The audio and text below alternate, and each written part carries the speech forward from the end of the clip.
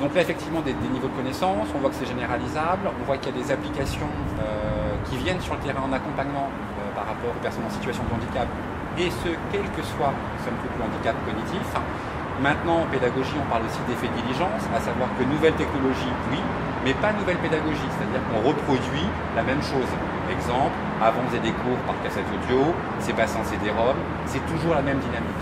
Est-ce que, dans le cadre de cette première expérimentation, vous avez observé de la part des enseignants de nouvelles manières de transmettre le savoir, de faire monter en compétence les enfants ou les étudiants?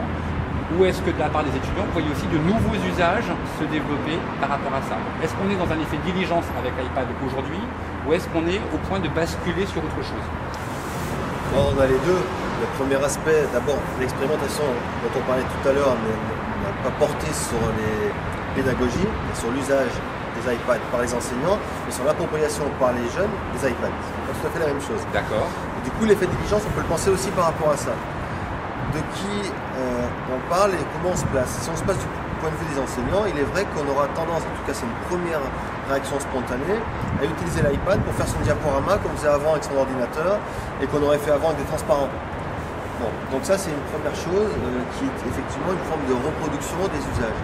Néanmoins, ce qu'on voit, c'est que la capacité des jeunes à s'approprier l'outil d'une manière intuitive, spontanée, qui permettent de générer des usages qui n'étaient même pas pensables pour les enseignants eux-mêmes, cette rencontre fait qu'on va pouvoir aller vers des choses nouvelles.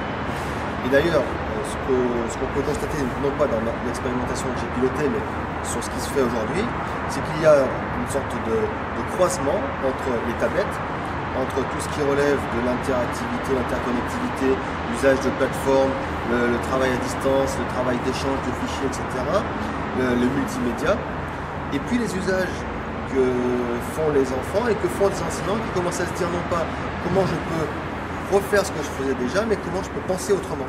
Et notamment, on s'aperçoit qu'il est possible aujourd'hui de faire des supports de cours qui sont à la fois des supports directement interactifs, qui se font dans le moment même où le cours se fait, par exemple avec Twitter, et qui en même temps produisent des documents collaboratifs, puisque tout le monde participe dans l'instant du cours, mais aussi au-delà du cours, le soir à la maison, pour alimenter les documents produits.